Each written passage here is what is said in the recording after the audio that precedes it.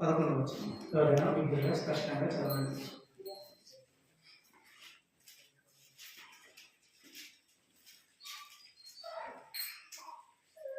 లూకా సువార్త 2వ అధ్యాయము 11వ వచనం.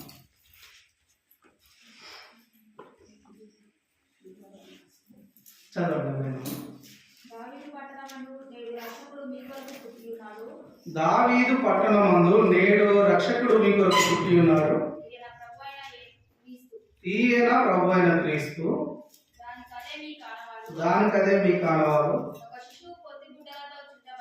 ఒక శిశువు పొత్తి గుడ్డలతో చుట్టబడి ఒక తొట్టిలో పండుకొని ఉంట చూచెదరని వారితో చెప్పాను. వెంటనే పరలోక సైన్య సమూహం ఆ దూతతో కూడా నుండి సర్వోన్నతమైన స్థలములలో దేవునికి మహిమయు ఆయనకి ఇష్టలైన మహిమకు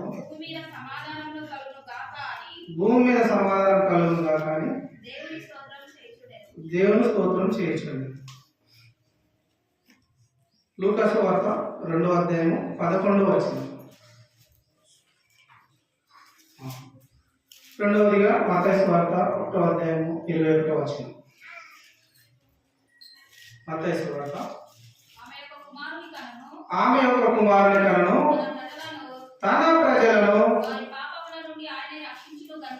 వారి పాపముల నుండి ఆయనే రక్షించును గనుక ఆయనకు యేసు అని పేరు పెట్టుదు అని. చివరిగా యెషయా గ్రంథం 9వ అధ్యాయం 6వ వచనం.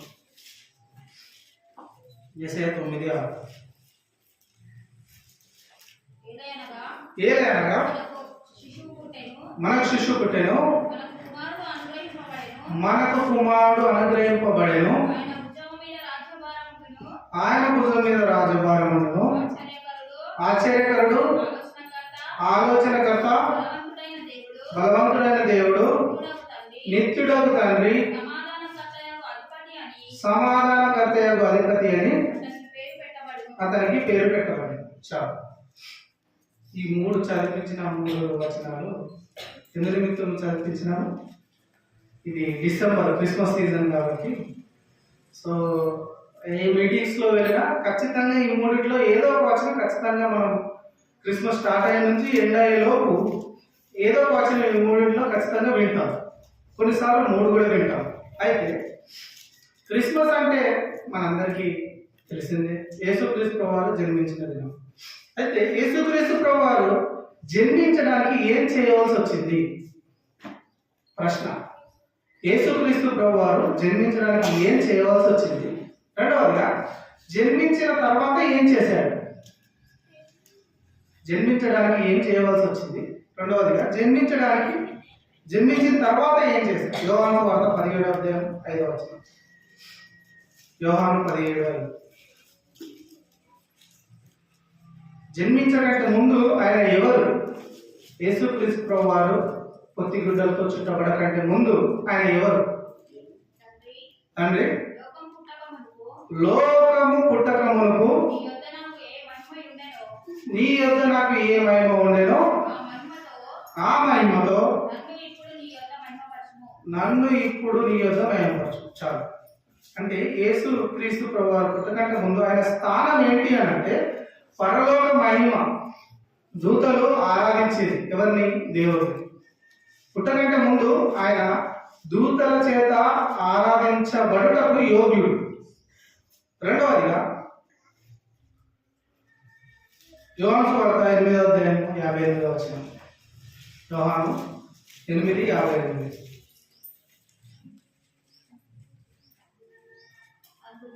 అందుకు యోధులు నీవు దయ్యం పట్టిన వాడవని ఇప్పుడు ఎరుగుదుము.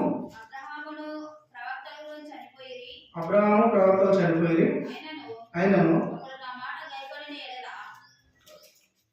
యోహాను సువార్త 8వ అధ్యాయము 58వ వచనం. 58. యేసు అబ్రహాము పుట్టక మునుపే నేనున్నానని మీతో నిశ్చయంగా చెప్పుచున్నాను. ఎవరు ఈయన అంటే అబ్రహాము పుట్టకంటే ముందు. అంటే ఎవరు అంటే దేవుడు యేసుక్రీస్తు ప్రభువారు నిత్యుడు. ఎవరు? నిత్యుడు. దాన్ని ఇంగ్లీష్ లో ఏం చెప్తామంటే ఎటర్నల్ ఎగ్జిస్టెన్స్. ఆది ఉండదు, అంతము లేదు. నిత్యుడు, ఎటర్నల్ ఎగ్జిస్టెన్స్ అని చెప్తాం. సో మొదటిగా ఆయన దూతల చేత ఆరాధింపబడేవాడు పరలోకంలో. రెండవదిగా ఆయన నిత్యుడు, ఎటర్నల్ ఎగ్జిస్టెన్స్. మూడవదిగా తులసి 1:16-17 వచనం.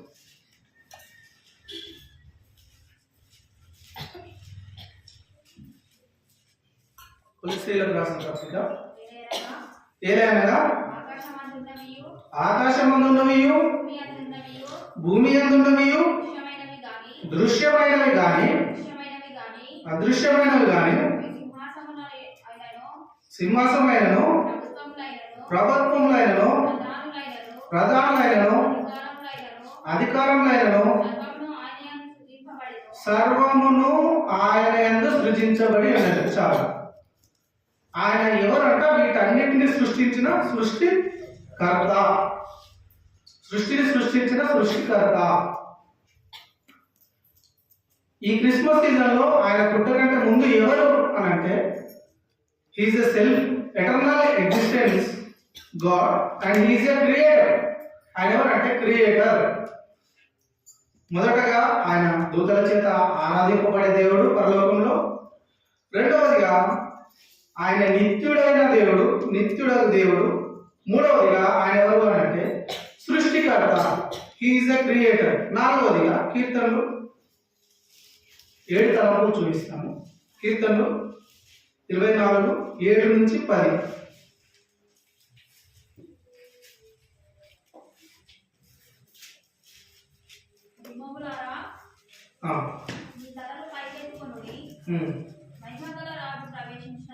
మహిమగల రాజు ప్రవేశించినట్లు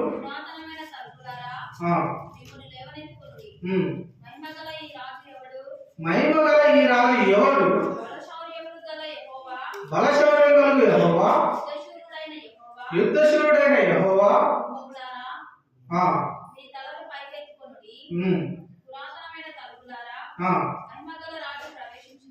మహిమగల రాజు ప్రవేశించినట్లు లేవనెత్తుకొనడు. మహిమగల రాజు ఎవడు? సైన్యములకు అధిపతి యెహోవా. చాలు. ఆయన ఎవరు అంటే మహిమగల రాజు ఎవరు అంటే పరలోక సింహాసనాధికారి. చెప్పండి అందరూ, పరలోక సింహాసనాధికారి. దాన్ని ఇంగ్లీష్ లో హెవెన్లీ కింగ్ అంటాం. Heavenly king. నాలుగవదిగా ఆయన ఎవరు అంటే హెవెన్లీ కింగ్, పరలోక సింహాసనాధికారి. డిసెంబర్ లో మనం క్రీస్తు జననం గురించి సంబరాలు చేస్తూ ఉంటాం కదా, అంతకంటే ముందు ఆయన మహిమను మీకు చూపిస్తూ ఉన్నాను. ఐదవదిగా హెబ్రీయులకు రాసిన పత్రిక 1:6. హెబ్రీయులకు రాసిన పత్రిక 1:6. ఆయన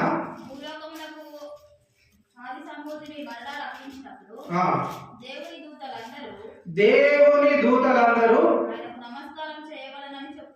ఆయనకు నమస్కారం చేయవాలని చెప్తున్నాడు.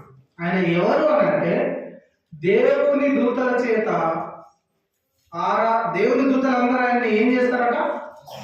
నమస్కారం చేస్తారు. ఇంకో భాషలో చెప్పాలంటే ఆయన్ని ఆరాధిస్తారు. దీన్నే మనం ఇంగ్లీష్ లో ఏమని చెప్పుకోవచ్చు అంటే worshipped by angels. Worshipped by angels. ఐదవ తలంపు ఆయన ఎవరు? దూతల చేత ఆరాధించబడేవాడు. దూతలందరూ ఆయనకు నమస్కరిస్తారు. ఆరవ తలంపు దానియేలు గ్రంథం 7:14. దానియేలు 7:14.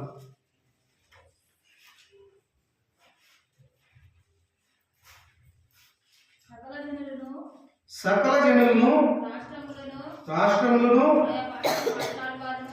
ఆయా భాషలు మాట్లాడేవారును ఆయన సేవించినట్లు ప్రభుత్వమును మహిమయు ఆధిపత్యము ఆయనకి ఇవ్వబడెను. ఆయన ప్రభుత్వం శాశ్వతమైనది. చాలు. ఆయన ఎవరు అనంటే పుట్టకంటే మునుపు మనుష్య కుమారునికి ఏమి ఇవ్వబడ్డది? అధికారం ఇవ్వబడ్డది, మహిమ రాజ్యం ఇవ్వబడ్డది. అంటే ఇంగ్లీష్లో దీన్ని చెప్తే సుప్రీం అథారిటీ. సుప్రీం అథారిటీ ఎవరు? దేవుడు యేసుక్రీస్తు ప్రభువు అంటే సుప్రీం అథారిటీ కలిగిన దేవుడు. సుప్రీం అథారిటీ కలిగిన దేవుడు. చివరిగా 7వ తలంపుగా కీర్తనలు 45:2. చాలా ఉన్నాయి, 7 మాత్రం చూపించాలని ఆశపడుతున్నాను. అతి సుందరుడవై ఉన్నావు, నీ పెదవుల మీద దయారసం పోయబడి ఉన్నది, నిత్యం నిన్ను ఆశీర్వదించు. ఎవరు అంట ఆయన అంటే అత్యంత సుందరుడు. ఎవరు? దేవుడు అత్యంత సుందరుడు. దీన్ని ఇంగ్లీష్ లో మనం చెప్పాలంటే the most beautiful one. The most beautiful one. కాబట్టి ఇంకో వచనం 2 Corinthians 8:9. 8వ అధ్యాయం 9వ వచనం.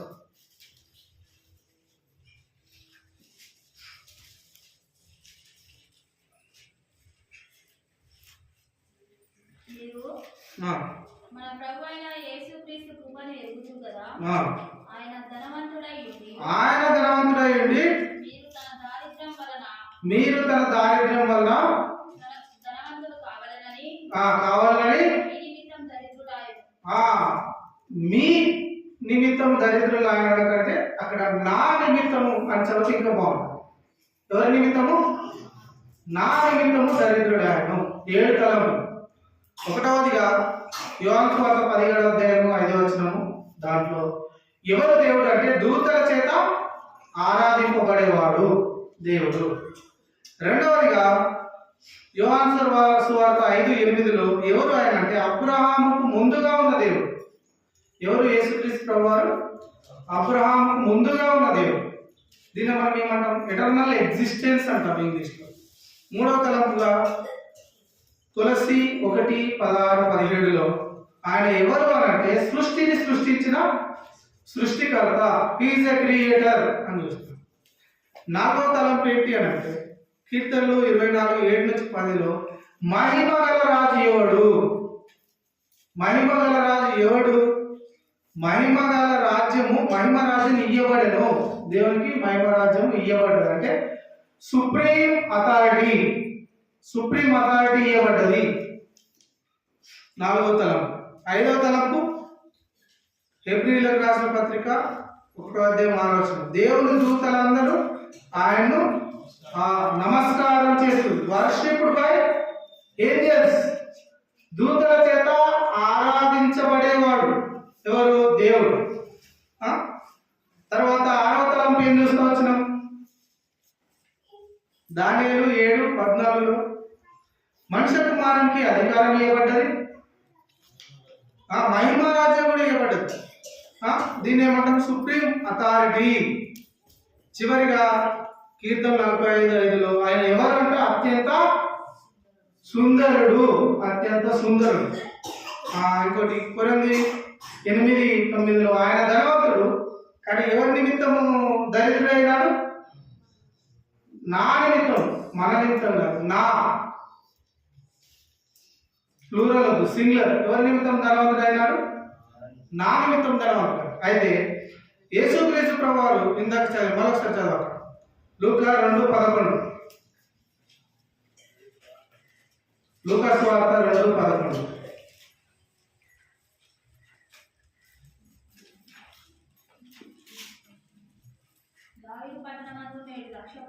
దావీదు పట్టణమందు నేడు రక్షకుడు మీ కొరకు పుట్టి ఉన్నాడు, ఈయన ప్రభువైన క్రీస్తు.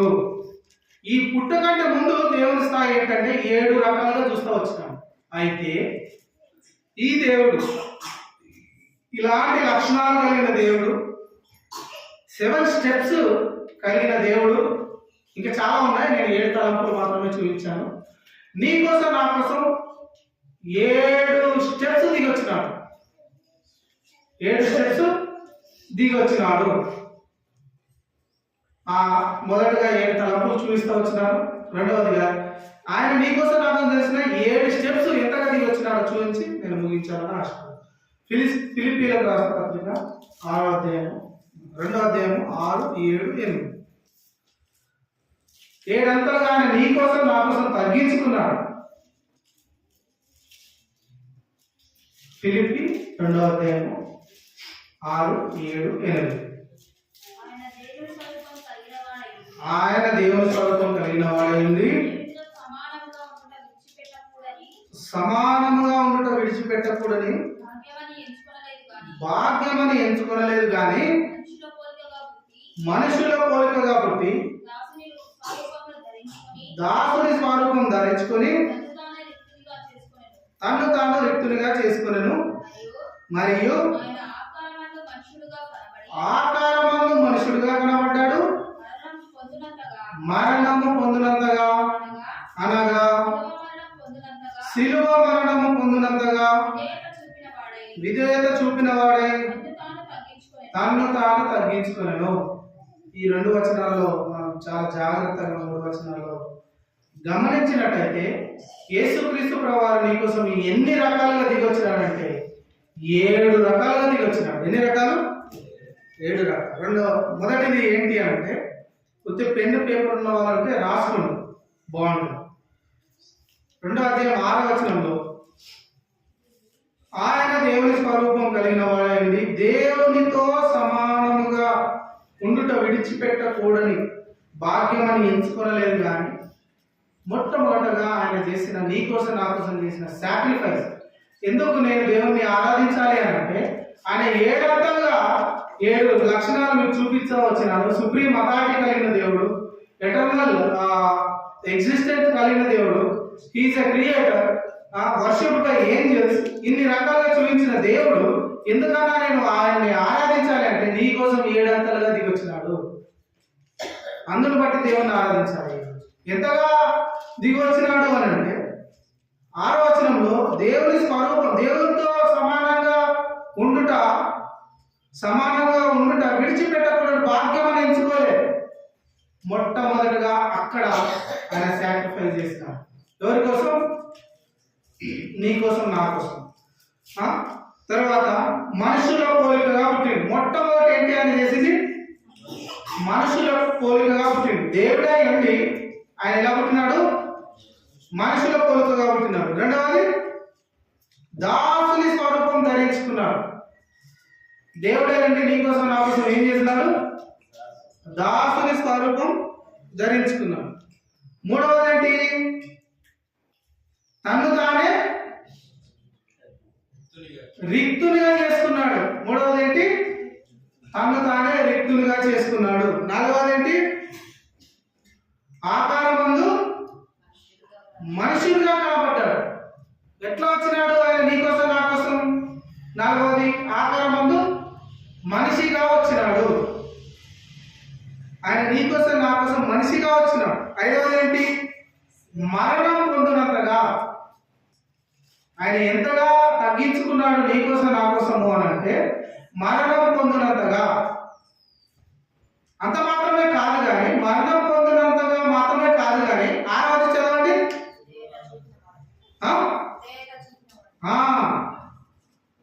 ఆరవది ఏంటి అంటే శిలువ మరణం పొందినంతగా. మరణం జన్మించిన పుట్టినవాడు గీతగా తప్పదు అన్నట్టు పుట్టిన ఖచ్చితంగా చనిపోవాలి. మనందరం చనిపోతాం ఏదో ఒక రోజు. అయితే మరణం పొందడానికి కాదు కానీ ఆయన శిలువ మరణం పొందడానికి ఇష్టపడతా వచ్చినాడు.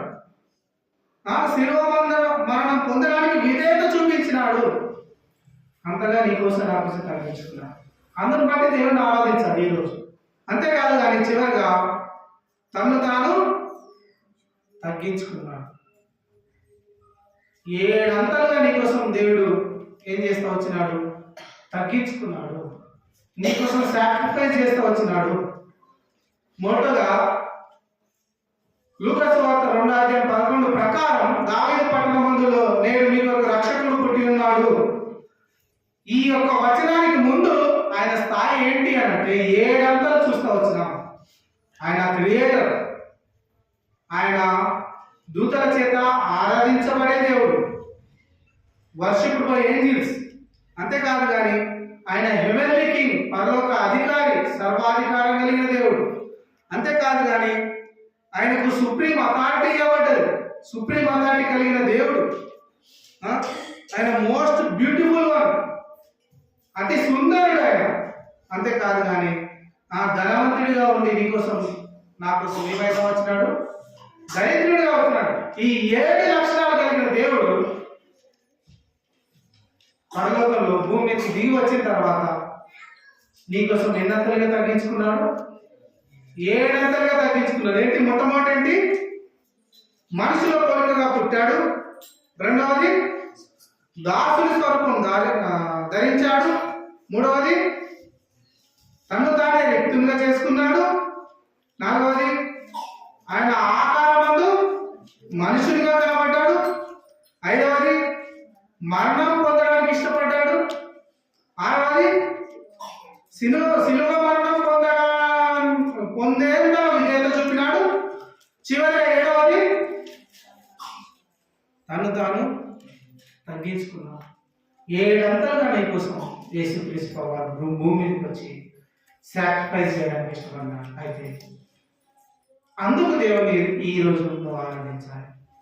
ఆయన మహిమ ఏంటి? పుట్టకంటే ముందు అలాంటి దేవుడు మహిమను విడిచిపెట్టుకోవడానికి ఇష్టపడి నీకోసం దిగి వచ్చి 7 అంతలుగా తగ్గించుకున్నాడు. అందుకు నువ్వు ఆయన ఆరాధించాలి. అంతేకాదు కానీ యెషయా 52:14 ఆయన సుందరుడు, అత్యంత సుందరుడు అని చూస్తా వచ్చిన కీర్తనలో. ఇప్పుడు యెషయా 52:14 ఎవరైనా చదవండి. ఏ మనిషి రూపం కంటే ముఖమును, నరరూపం కంటే అతని రూపమును అంద వికారమా ఏలాగు. ఆయన అతి సుందరుడైన దేవుడు నీకోసం నా కోసం ఎలా చేయబడ్డాడు? వికారంగా చేయబడ్డాడు. అంతేకాదు కానీ యెషయా 53:2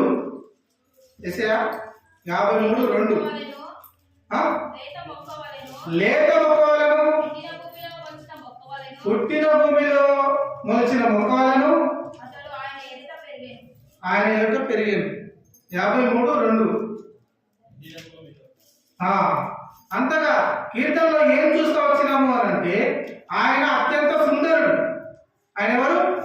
స్వరూపంలో సొగసు కలిగిన దేవుడు. అయితే యెషయా 52:14 ఆయన ఎలా అయిపోయాడు అంటే అందవికారంగా అయిపోయాడు. ఎవరి కోసం? నీ కోసం, నా కోసం. ఆయన కలవసలో ప్రాణం పెట్టడానికి ఇష్టపడ్డాడు. అంతేకాదు కానీ ఆయన దేవుడానికి మనిషిగా రావడానికి ఇష్టపడ్డాడు. రాజైంది దాసుడయ్యాడు. పాపము లేనివాడైంది పాపంగా చేయబడ్డాడు. జీవం ఇచ్చేవాడైంది మరణించబడ్డాడు. ఇంతగా నీకోసం సాక్రిఫైస్ చేసుకోవచ్చు. అయితే ప్రశ్న ఏంటంటే ఆయన నీకోసం కలసలో ప్రాణం పెట్టినాడు, చనిపోయినాడు, తిరిగి 3వ దినాన్ని మృత్యుంజయ లేచినాడు, సమాధిని గెలిచిన దేవుడు. అయితే ఈ డిసెంబర్ సందర్భంగా ఆయనను గూర్చిన సువార్త ఎంతమందికి తెలియజేస్తా ఉన్నాం? December is the best season to preach gospel. అవునా కదా? ప్రశ్న ఏంటంటే ఈరోజు డేట్ ఎంత? 14. సగం నెల అయిపోయింది. ఇంకా మనకు మిగిలింది 10 రోజులు మాత్రమే. అంతేనా? అయితే ప్రశ్న ఏంటంటే ఆయన అంతగా తగ్గించుకున్నాడన్న సత్యం నీకు తెలుసు, నాకు తెలుసు. ఆయన దేవుడైంది తగ్గించుకుని 7 అంతలుగా భూమి మీదకి వచ్చి చనిపోవడానికి ఇష్టపడ్డాడు, చనిపోయినాడు, తిరిగి లేచినాడన్న సత్యం నీకు తెలుసు, నాకు తెలుసు. ప్రశ్న ఏంటంటే ఈ సువార్తను ఎంతమందికి షేర్ చేసినావు?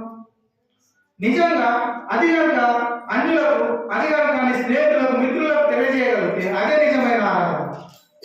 ఒక వ్యక్తి రక్షించబడ్డప్పుడు అంట పరలోకంలో ఏం జరుగుతుందంట అంటే పండగ జరుగుతుందంట. ఏం జరుగుతుంది? పండగ. అయితే డిసెంబర్ 25 రోజు నువ్వు నేను పండగ చేసుకుంటాం. బట్టలు ఉన్నారా? పండగ బట్టలు కూడా అయిపోవచ్చు. నా ఇల్లు దులుపుడు, నేను కూడా నా రూమ్ అంతా క్లీన్ చేసుకున్నాను, మొత్తం మా కొట్టేసిన.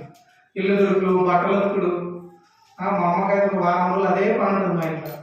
ఇవన్నీ చేసినప్పుడు చేద్దాం, చేయాలి, తప్పే కాదు. ఇవన్నీ చేసినావు. అయితే ప్రశ్న ఏంటంటే ఎంతమందికి ఈ స్వార్థను అందించావు? దేవుడు ఈరోజు అడుగుతున్న ప్రశ్న. ఒకవేళ డిసెంబర్ సీజన్ దాటే అయితే ప్రశ్న ఏంటంటే డిసెంబర్లోనే దేవుడి గురించి నువ్వు ప్రకటించకపోతే ఇంకా మిగతా మంత్స్, మిగతా దినాలలో ప్రకటిస్తారంటారా? కష్టమే. అరువులు వెళ్ళలేదో లెక్క పెట్టచ్చు. కాబట్టి ఆ దేవుడు ఈరోజు నిన్ను నన్ను ప్రశ్నిస్తా ఉన్నాడు. ఎంతమందికి ఈ సంవత్సరం 1వ తారీఖు నుంచి ఇప్పటివరకు కనీసం ఒక్కరికైనా సరే అన్న వాళ్ళు వినరు, అసలు ర్యాష్ ఉంటారు, అసలు వాళ్ళు కావచ్చు చెప్పావా? అయితే ఒక అన్న ఇట్లా చెప్తాడు. ఒకవేళ 3 ఉదాహరణలు మీకు చెప్తా. ఒకటి, ఎదుటి వ్యక్తికి నువ్వు యేసు ప్రభు గురించి సువార్త చెప్పినావు క్రిస్మస్ సందర్భంగా, అతను నమ్మినాడు అనుకో, నీకు 2 మార్కులు, అతనికి 2 మార్కులు. ఓకే. ఒకటోది ఏంటి అంటే నువ్వు సువార్త చెప్పినావు, అతను నమ్మినాడు, మార్కులు పొందినాడు, నీకు 2 మార్కులు, అతనికి 2 మార్కులు. ఒకటోది. రెండవది, నువ్వు సువార్త చెప్పినావు, అతను వినలేడు, మార్కులు పొందలేడు, నీకు 2 మార్కులు వస్తాయి. అవునా కాదు? అతన్ని దేవుడు ఎక్కడ, అతన్ని దేవుడు చూసుకుంటాడు. ఇది రెండవది. మూడవది ఏంటంటే అన్న మనల్ని వినలే అన్న అని అన్నారు అనుకో. అయితే ఓకే, మనోడు విననందుకు మనల్ని దేవుడు చూసుకుంటాడు. అయితే నిన్ను నన్ను ప్రశ్నిస్తాడు. ఏంటి? ఎందుకు సువార్త చెప్పలేదు? ఈ 3. ఒకటి చెప్పినావు అంటే నీకు 2 మార్కులు, రక్షించబడితే అతనికి 2 మార్కులు. నువ్వు చెప్పినావు, అతను రక్షించబడలేదు, నీకు 2 మార్కులు, అతన్ని దేవుడు చూసుకుంటాడు. మూడవది చాలా సీరియస్ అండ్ ఇంపార్టెంట్. నువ్వు చెప్పలేదు, అతను రక్షించబడలేదు, అతనికి 0, నిన్ను దేవుడు లెక్క అడుగుతాడు. ఎన్ని సంవత్సరాల నుంచి మందిరానికి వస్తా ఉన్నాం? డిసెంబర్ సీజన్ అయితే ఇది ఒక గొప్ప అదృష్టం. ఎంతమంది సువార్త చెప్పినాం? కనీసం మన ఇంటి దగ్గర క్రిస్మస్ లో మీటింగ్ పెట్టుకొని కొంతమందిని పిలిచి సేవకులు పిలుచుకొని సువార్త ఎంతమంది చెప్పించాలని ఆశ బ్రదర్? అవన్నీ చెప్పగలను బ్రదర్. ఆదివారము 10 గంటలకు రమ్మంటారా? ఓకే, వస్తాము. ఆరాధన చేయమంటారా? మాలాగా ఇంకెవరు చేయలేదు, అంత బాగా మేము ఆరాధన చేస్తాము. తర్వాత బాగా పాల్గొంటూ పంచుకోమంటారా? పంచుకుంటాము. వంట సాంబార్ వండమంటారా? చికెన్ వండమంటారా? ఎస్, మేము వండుతాం. సువార్త ప్రకటించేది మాత్రం ఒక్కటి. ప్రశ్న ఏంటంటే వీటన్నిటికంటే ప్రాముఖ్యమైనది ఏంటి? కాబట్టి ఆయన 7 మహిమగలిగిన దేవుడు నిన్ను నన్ను ప్రేమించి సమస్త లోక మానవాళి కొరకు 7 తగ్గించుకున్నాడు. అందును బట్టి దేవుడు ఆరాధించాలి. అంతేకాదు కానీ తగ్గించుకో, నీకోసం నా కోసం కలవసంలో ప్రాణం పెట్టినాడు, చనిపోయినాడు, తిరిగి లేచినాడు, అందును బట్టి దేవుడిని ఆరాధించాలి.